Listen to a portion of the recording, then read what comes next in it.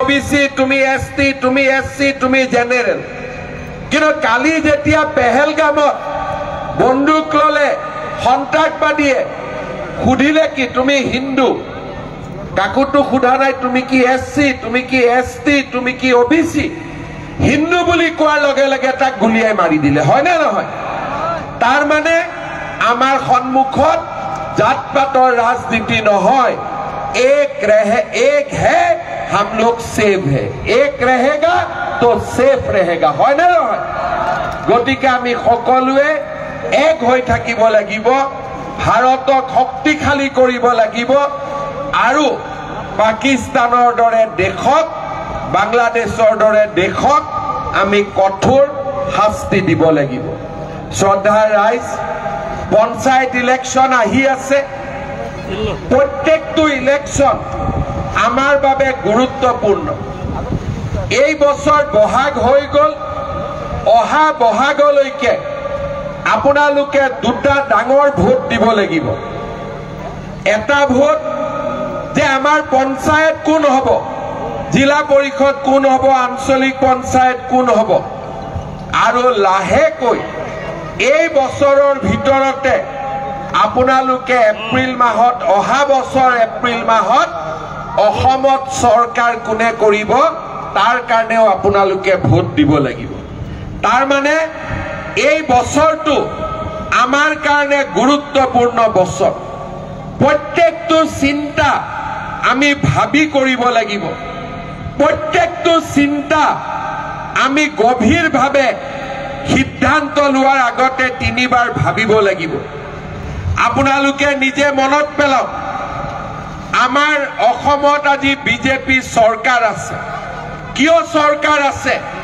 কাৰণ আপোনালোকে বিজেপিক ভোট দিছে আপোনালোকে বিজেপিক ভোট দিয়াৰ আগতে আমাৰ অসমত চৰকাৰ কাৰ আছিল কংগ্ৰেছৰ চৰকাৰ আছিল 15 বছৰ কংগ্ৰেছৰ চৰকাৰ আছিল আৰু আজি 10 বছৰ বিজেপিৰ চৰকাৰ 9 বছৰ হ'ব 10 মে তাৰিখে কোভিডৰ নামত 3 বছৰ গল যদি 9 বছৰৰ পৰা 3 বছৰ বাদ দিয়ে বিজেপিয়ে 6 বছৰ দেশ চলাইছে কোভিডৰ সময়তো আমি আপোনালোকক কেনেকে সেৱা কৰিছিলো তাক আপোনালোকৰ আজিও মনত আছে ঘৰে ঘৰে ভ্যাকচিন আইসিইউ মেডিকেল অক্সিজেন আমি অসমত আটাইতকৈ ভাল কৰি কোভিডৰ সময়ত ৰাইজক সেৱা কৰিছিল 6টা বছৰত আমি কৰা কামৰ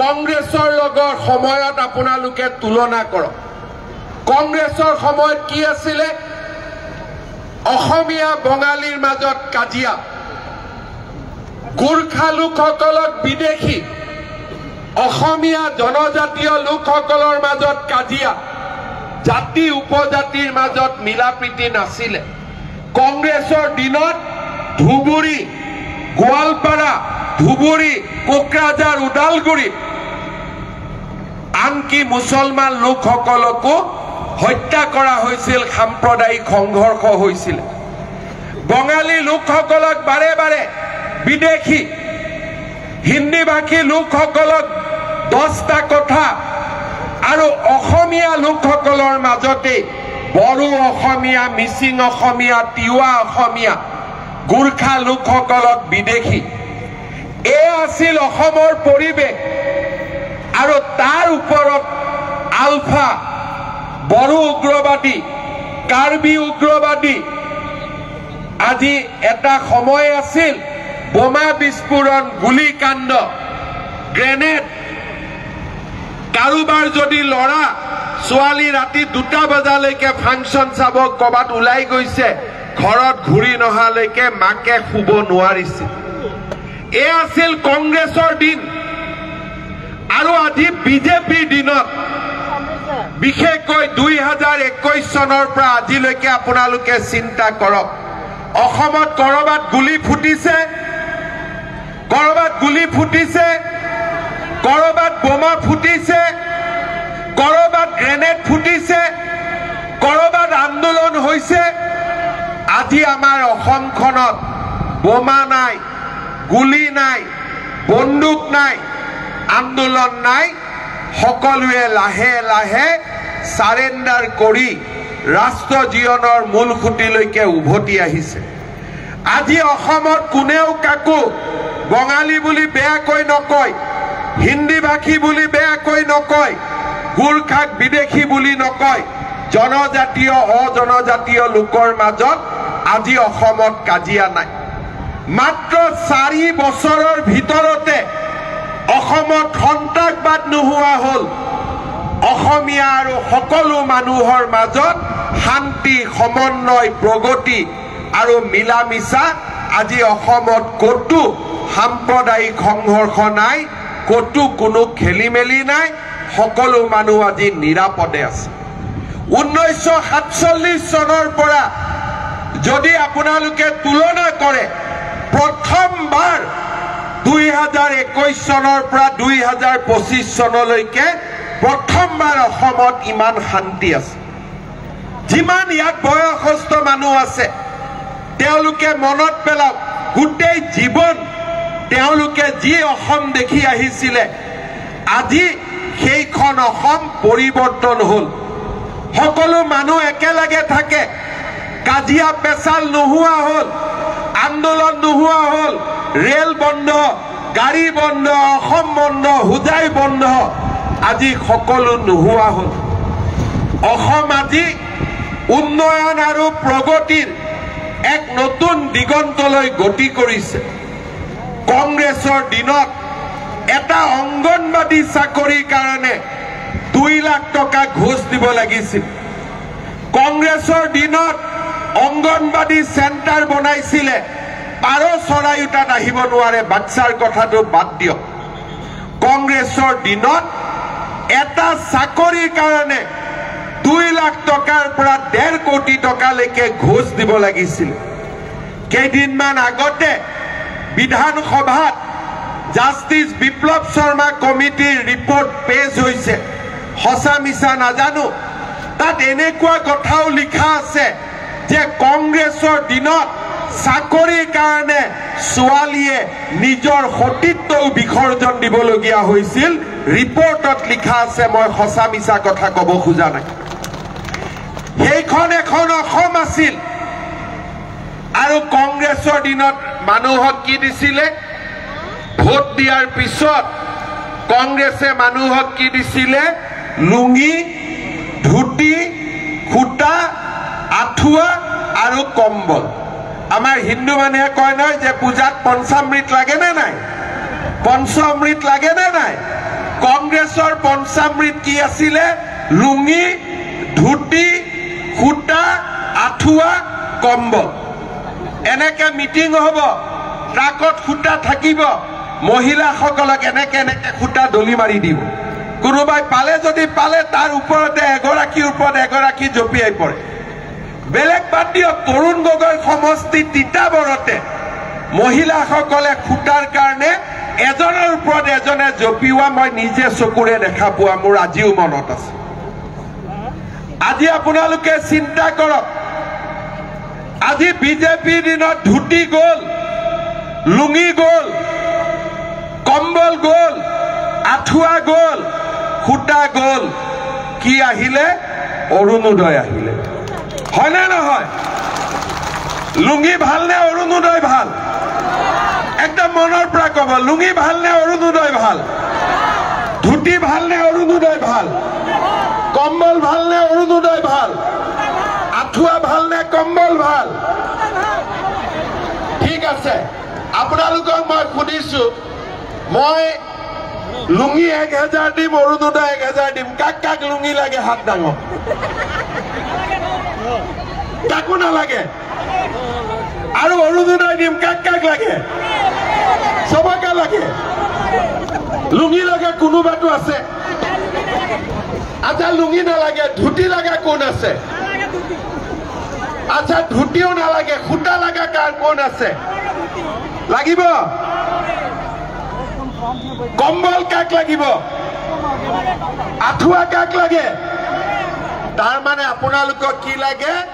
অৰুণোদয় লাগে, নিযুত মইনা লাগে, আপোনালোকক মহিলা উদ্যমিতা লাগে হয় নে নহয় মই ঠিক কৈছো না নাই যদি আপোনালোকক লুঙি নালাগে তেতিয়ালেতো কংগ্ৰেছকো ভোট দিব নালাগে কাৰণ কংগ্ৰেছক ভোট দিলে অৰুণোদয় যাব আউট ই নহব লুঙি অৰুণোদয় বাহিৰ লুঙি ভিতৰ নিযুত মইনা বাহিৰ ধুতি বাহিৰ ভিতৰ লুঙি আৰু ধুতি যাক লাগে হি কংগ্ৰেছক ভোট দিব ঠিক আছে যাক বিনামূলীয়া চাকৰি লাগে যাক অৰুণোদয় লাগে যাক নিযুত মইনা লাগে হি কাক ভোট দিব আৰু ডাঙৰ কৰি কম মোৰ কাণখন ৰাতিপুৱাৰ পৰা ভাল কৰি শুনাই নাই মই কাক ভোট দিব বাস ইয়াৰ পিছত আপোনালোকে চিন্তা কৰক কংগ্ৰেছক ভোট দিলে আমি 5টা অমৃত পাম লুঙি ধুতি খুটা কম্বল আঠুৱা এটো আমাক নালাগে হয় না নহয় গতিকে যি কংগ্ৰেছীয়ে অৰুণোদয় খুজে তাক আপোনালোকে কবাই বেটা তোক অৰুণোদয় কিয় লাগে তোৰ ঘৰত লুঙি পঠাই দিব কিন্তু কংগ্ৰেছী বিলাকে বেছিকৈ লাইন লগায় অৰুণোদয় কাৰণে হয় না নহয় হয় না ভোট নিদিয়ে কিন্তু লাইন আগত লগায় তেতিয়া মই কৈছো তহঁতক যদি অৰুণোদয় লাগে তেলে বিজেপিক ভোট দে লুঙি লাগিলে যদি কংগ্ৰেছক ভোট দে হয় না নহয় মই কংগ্ৰেছৰ মানুহবিলাকক ক'ব খুজো যে আপোনালোকে হাতৰ ছবিটো বাদ দিয়ক লুঙিৰ ছবিত ইলেকশ্যন উঠক ঠিক কৈছো না নাই তেওঁলোকে লুঙি ধুতিৰে ৰাজনীতি কৰিলে আমি কি কৰিলো শান্তি আহিলে সমন্বয় আহিলে আটাইতকৈ ৰাজনীতি কৰা মানুহে টকা ক'ত খাইছিলে অসমত নিয়ম আছিলে যে ৰাজনীতি কৰা মানুহে চাকৰি নামতে বেছি টকা খাইছিলে হয় না নহয় মোৰ দিনত মই 1.5 লাখ এটা দুটা নহয় 1.5 লাখ লৰা ছোৱালীক চৰকাৰী চাকৰি দিছো যদি মই 10 লাখ কৰি ললোহেঁতেন কিমান হল বাদ দিয়ক মাত্ৰ যদি মই শিলাদিত্য ৰামকৃষ্ণ শিবুক কলোহেঁতেন যে তোমাৰ সমষ্টি 10,000 লৰাক চাকৰি দি মোক 1 লাখ কৰি উঠাই দিয়া সব দিব ৰাজি থাকে না নাই চাকৰি কাৰণে 1 লাখ 1.5 লাখ চাকৰি 1 লাখ টকা কৈ ললে 1500 কোটি টকা মোৰ ঘৰত আহিলেহেঁতেন আৰু বাকি তলত অলপ 20,000 30,000 আৰু ললেহেঁতেন সাৰা বিজেপি মানুহৰ ঘৰত গাড়ীও হৈ গলহেঁতেন বিল্ডিংও বনি গলহেঁতেন কিন্তু আজি বিজেপি চৰকাৰে টকাৰ লোভ কৰা নাই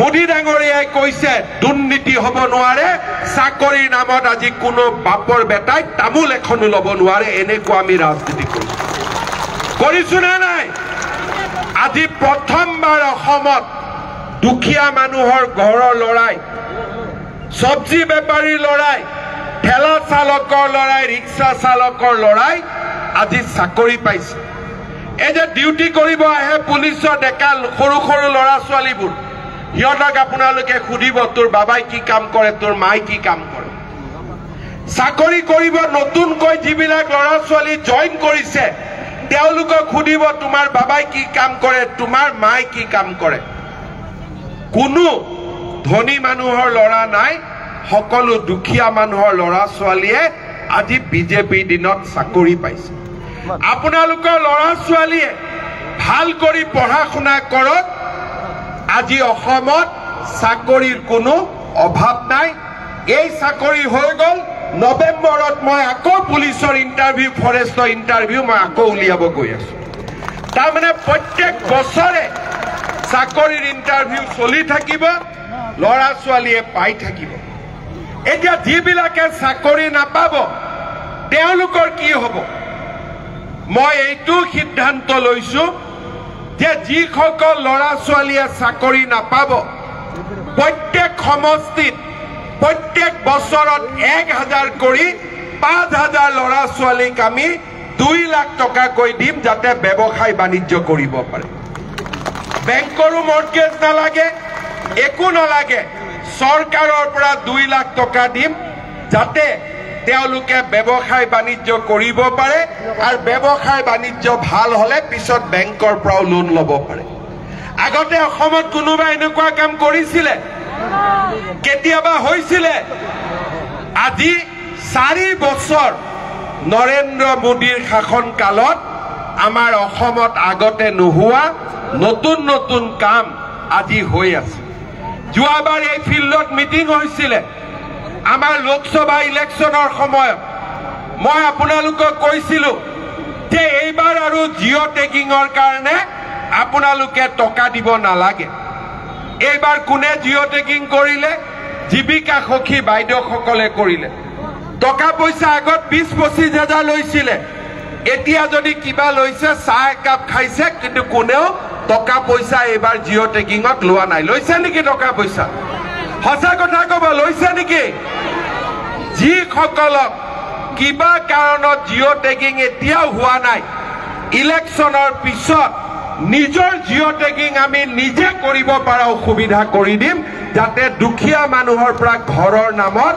কোনেও 1 টকা ল'ব নোৱাৰে এইবাৰ পঞ্চায়ত ইলেকশ্যন হৈ যোৱাৰ পিছত পঞ্চায়তৰ জিকা মানুহক মই গুৱাহাটীত মাতিম অমিত শ্বাহ ডাঙৰীয়াও থাকিব আৰু এটাই ৱাৰ্নিং দিম কোনোবাই যদি দুখীয়া মানুহৰ ঘৰৰ পৰা 1 টকাও লয় সি জেলত যাবই লাগিব 100%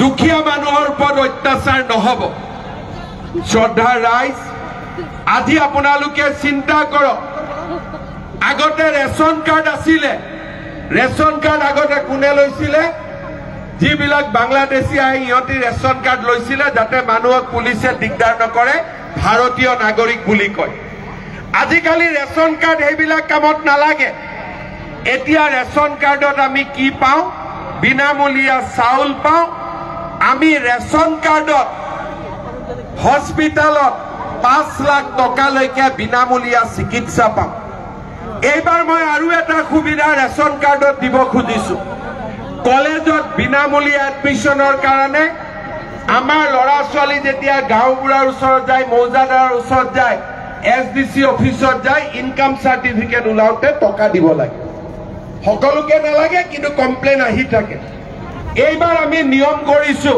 কলেজত ইউনিভাৰ্চিটিত বিনামূলীয়া নাম ভৰ্তিৰ কাৰণে কোনো প্ৰমাণ পত্ৰ ল'ব নালাগে মাত্ৰ ৰেচন কাৰ্ড দেখুৱাই দিলে বিনামূলীয়া এডমিশন হৈ যাব তাৰমানে ৰেচন কাৰ্ডত আমি কি পালো বিনামূলীয়া চাউল পালো বিনামূলীয়া চিকিৎসা পালো বিনামূলীয়া নাম ভৰ্তি পালো আৰু ডেট এটা লিখি ৰাখক 1 অক্টোবৰ তাৰিখৰ পৰা মই ৰেচন কাৰ্ডত আপোনালোকক দালিও দিম আপোনালোকক চেনিও দিম আপোনালোকক নিমখো দিম পুৰা ফ্ৰী নাপাব বজাৰতকৈ 30 টকা কম দামত পাব ঠিক আছে আৰু এটা আপোনালোকক সুবিধা দিম চাউল হৈ গল চেনি হৈ গল দালি হৈ গল নিমখ হৈ গল নাম ভৰ্তি হৈ গল এতিয়া আমাৰ আৰু এটা কাম আছে গেছৰ সিলিন্ডাৰৰ দাম কিমান দাম 950 কিমান 1300 নহয় 950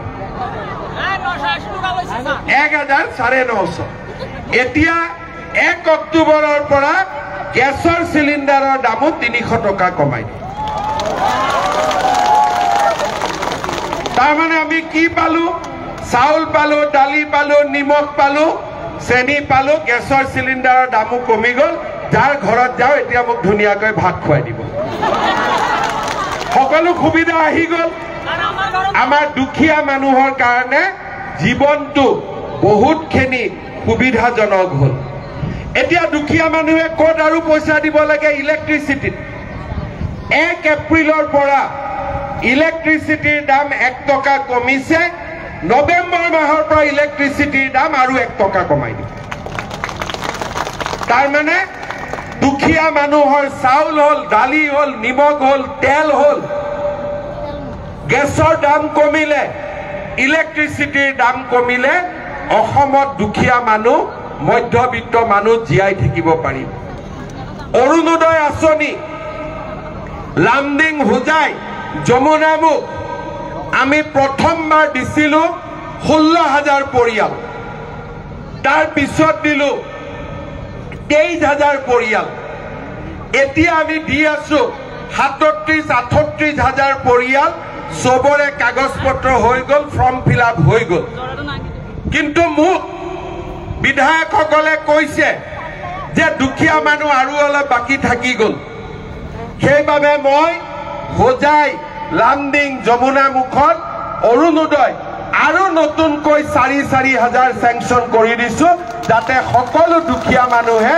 অৰুণোদয় পাব পাৰে মই আমাৰ ক্যান্ডিডেট সকলক ৰিকুৱেষ্ট কৰিম গাঁৱত যেতিয়া মিটিংত যাব একটা বহি লৈ যাব গৰীব দুখীয়া মানুহ আহি কব মই অৰুণোদয় পোৱা নাই নামটো লিখি লব লৈ এই লিষ্টটো মোক দি দিব যিমান দুখীয়া মানুহে অৰুণোদয় পোৱা নাই দৰকাৰ হলে মই বেলেগ চেংচন কৰি হলেও গৰীব দুখীয়া মানুহ সবকে অৰুণোদয় পোৱা ব্যৱস্থা মই কৰিম ঠিক আছে হ'ব ঠিক কথা কৈছো আৰু এটা মই নতুন কথা কব খুজিছো গেছৰ দাম কমিলে অৰুণোদয় আহিলে 1250 ইলেক্ট্ৰিচিটিৰ দাম কমিলে চাউল বিনা পইচাত পালো দালি চেনি নিমখ কম দামত আহিলে লৰা ছোৱালীৰ পঢ়িবৰ বাবে নিযুত মইনা ছোৱালীৰ পঢ়িবৰ কাৰণে 11 গ্ৰেজুৱেট পোষ্ট গ্ৰেজুৱেট আমি 2,500 টকা 1,000 টকাৰ পৰা 2,500 টকালৈকে আমি বেংকৰ একাউণ্টত দিছো আমি দি থাকিম এইবাৰ আমি আৰু এটা কাম কৰিছো যিবিলাক লৰাই গ্ৰেজুৱেচন পাছ কৰিব বিএ পাছ কৰিব বিএসসি পাছ কৰিব পাছ কৰাৰ লগে লগে মাক বাপেকৰ পৰা টকা খুজিব হিয়তি লাজ কৰে কিন্তু ইন্টাৰভিউ দিব লাগে বাহিৰত যাব লাগে চাকৰিৰ কাৰণে ইন্টাৰভিউ দিব লাগে খৰচ লাগে সেই কাৰণে এইবাৰ আমি ঠিক কৰিছো যে যিমান লৰাই গ্ৰেজুৱেচন পাছ কৰিব 1 বছৰৰ কাৰণে তেওঁলোকৰ বেংক একাউণ্টত আমি 2,500 টকা কৰি প্ৰত্যেক মাহত আমি দিয়াৰ ব্যৱস্থা যাতে 1 বছৰ নিজৰ ভৰিৰ ওপৰত নিজে থিয় হ'ব পাৰে দেউতাক মাকৰ পৰা টকা খুজিব নালাগে শ্ৰদ্ধা ৰাইজ মই আৰু এটা নতুন কথা কব খুজিছো আমাৰ হোজাই যমুনামুখ লামডিং বিন্নাকান্দি আগত যমুনামুখ আছিলে হোজাই বিন্নাকান্দি লামডিং দুখীয়া মানুহ বহুত আছে মেট্ৰিক পৰীক্ষা যেতিয়া দিব লাগে ধনী মানুহৰ লৰাইটো টিউচন লয় ধনী মানুহৰ লৰাই দোকানৰ পৰা ভাল নোট কিনি আনে পেন থাকে কাগজ থাকে দুখীয়া মানুহৰ লগত একো সুবিধা নাথাকে সেই কাৰণে এইবাৰ মই আৰু এটা সিদ্ধান্ত লৈছো যে যিমান লৰা ছোৱালীয়ে মেট্ৰিক দিব সবকে প্ৰত্যেক মাহত বেংক একাউণ্টত মই 300 টকা কৰি জমা দি থাকিম যেতিয়ালৈকে পৰীক্ষাটো নহয় যাতে নোট কিনিব পাৰে কিতাপ কিনিব পাৰে 10 জন লৰা একেলগ হৈ গাঁওখনতে কোনোবা গ্ৰেজুৱেট পাছ কৰা লৰাই তেওঁলোকক টিউচন এটাও কৰি দিব পাৰে প্ৰত্যেক মাহত বেংক একাউণ্টত 300 টকা গৈ আহি থাকিব যেতিয়ালৈকে মেট্ৰিকত ৰিজাল্ট নহয় আপোনালোকে চিন্তা কৰক আজি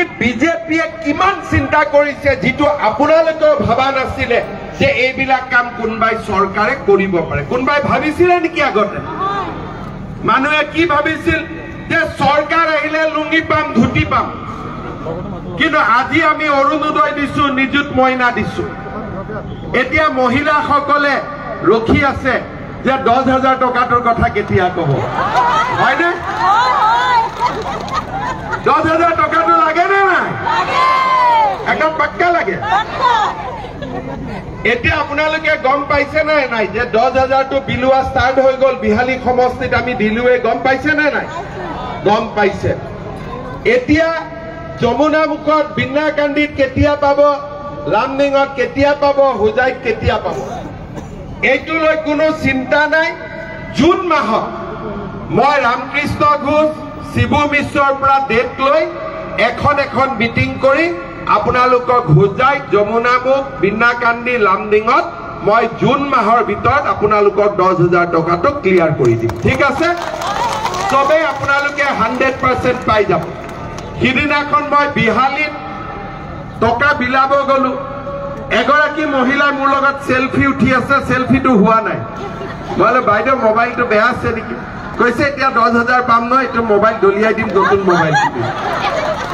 তেতিয়া মই বাইদেউজনীক কৈছো যে বাইদেউ, যদি আকৌ আমাৰ চৰকাৰ জিকি আহে মহিলাসকলক মই এটা মোবাইল দি দিম, এই 10,000 টকাটো আপুনি মোবাইলত নষ্ট নকৰিব। এই 10,000 টকাটো ভাল কৰি খৰচ কৰিলে আপোনালোকৰ 3 দিনৰ ট্ৰেইনিং হ'ব গাঁৱতে, ভাল কৰি খৰচ কৰিলে আপোনালোকে 25,000 পাব। 25,000 খৰচ কৰিলে তাৰ পিছত আপোনালোকে 50,000 পাব। যিসকলক লাখপতি বাইদেউ হ'ব ইচ্ছা আছে তেওঁলোকে ভাল কৰি টকাখিনি খৰচ কৰিব। যেতিয়া মই লামডিং, হোজাই, বিনাকান্দিত মিটিঙত আহিম তেতিয়া আপোনালোকক আমি ভাল কৰি এই আঁচনিটোৰ বিষয়ে বুজাই দিম। টকাটোৰ কাৰণে চিন্তা কৰিব নালাগে, বিলোৱা আৰম্ভ হৈ গ'ল, আপোনালোকক আমি বিলাই দিম। ঠিক আছে, সকলোৱে বুজি পালে? এতিয়া 10,000 টকাটোলৈ চিন্তা নকৰিব। ঠিক আছে, চবে বুজি পালে নে নাই? পালে, বঢ়িয়া। শ্ৰদ্ধাৰ ৰাইজ, কংগ্ৰেছৰ চৰকাৰ, কংগ্ৰেছৰ পঞ্চায়ত আহিলে লগত দালালিও আহি যাব, কাৰণ কংগ্ৰেছত গোটেই দালাল দি ভৰি আছে। চাকৰি নামতো দালালি, অংগনবাদীৰ নামতো দালালি। আৰু কংগ্ৰেছ অসমত শক্তিশালী হলে আমাৰ ৰাইজৰ মাজত কিমান অশান্তি আহিব আমি বুজাই শেষ কৰিব নোৱাৰো। সেইবাবে শ্ৰদ্ধাৰ ৰাইজ, আপোনালোকক মই অনুৰোধ কৰিম, এই পঞ্চায়ত ইলেকশ্যনত আমি সকলোৱে যাতে ভাৰতীয় জনতা পাৰ্টিৰ প্ৰাৰ্থীসকলক ভোট দি জয়যুক্ত কৰে। আপোনালোক সকলোৱে এইবাৰ জানে যে এইবাৰ গাঁও পঞ্চায়তত সদস্য পদত পাৰ্টিৰ টিকেট নাই। তাৰমানে সদস্যত যাক ভাল পায় আপোনালোকে ভোট দিব। 2-3 জন উঠিছে, এজন কংগ্ৰেছো থাকিব, কংগ্ৰেছটো কিন্তু ভোট নিদিব, ভোট অকল বিজেপিক দিব। ঠিক আছে, যোনে পচন্দ হয় বিজেপিক দিব, কিন্তু চিম্বল বিজেপি নাথাকে, পদুম নাথাকে, বেলেগ বেলেগ চিন থাকিব। কিন্তু আঞ্চলিক পঞ্চায়ত আৰু জিলা পৰিষদ এই দুইটাতে আপোনালোকে পদুমত ভোট দিব, য'ত পদুম নাথাকে তাত হাতীৰ ছবিত ভোট দিব। ঠিক আছে, বুজি পাইছে নে নাই আপোনালোকে? আঞ্চলিক পঞ্চায়ত আৰু জিলা পৰিষদত বিজেপি এজিপি মেম্বাৰত আপোনালোকে যাক ভাল পায় তাক ভোট দিব, কিন্তু তাৰ মাজতো বিচাৰি বিচাৰি বিজেপি সকলকে ভোট দিব। বুজি পালে কথাখিনি? আপোনালোকক মই পঢ়ি দিছো। আমাৰ বৰপানী সমষ্টিত নিজুমণি বৰা ইলেকশ্যন উঠিছে জিলা পৰিষদত। হোজাই জিলাৰ মই পঢ়ি দিছো। ৰাজবাৰীত জীৱন সিংহা, ৰাধানগৰ হিমাংশু দেৱনাথ, পদুম পুখুৰী সুশীলা মালাকাৰ, কাকিত জুন্তি বৰা জিকি গৈছে। আছে নেকি মিটিঙত? নাই দিয়ক, জুন্তি বৰাক মাতি দিয়ক, এবাৰ নমস্কাৰ কৰি দিয়ক চবকে। আমাৰ জিলা পৰিষদৰ কেণ্ডিডেটসকল আছে নেকি ইয়াতে? আহি যাওক, উঠি যাওক চব। জিলা পৰিষদৰ গোটেই কেণ্ডিডেটসকল উঠি আহক। ইয়াত থিয় হৈ থাকক, গোটেইখিনিক আহিব দিয়ক, পুলিচ আহিব দিয়ক, আহিব দিয়ক, চাব নালাগে, সকলোকে আহিব দিয়ক। প্ৰথমতে কাকিত আমাৰ আনকণ্ঠে জিকিছে জুন্তি বৰা। এটা হাত চাপৰি বজাই দিয়ক, অলৰেডি জিকি গ'ল। ঠিক আছে,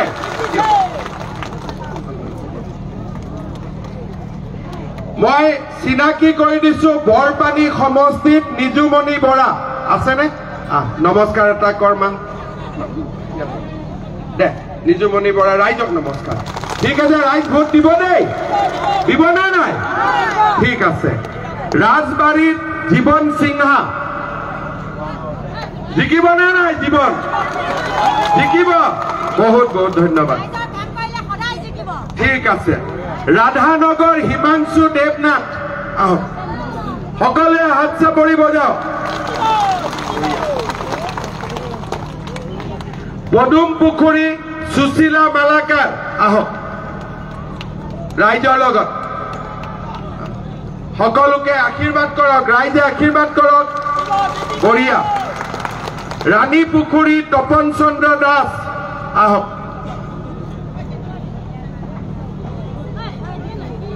সকলোৱে হাত চাপৰি বজাওক। তপন চন্দ্ৰ দাস, লামডিং ৰূপম দাস আছে,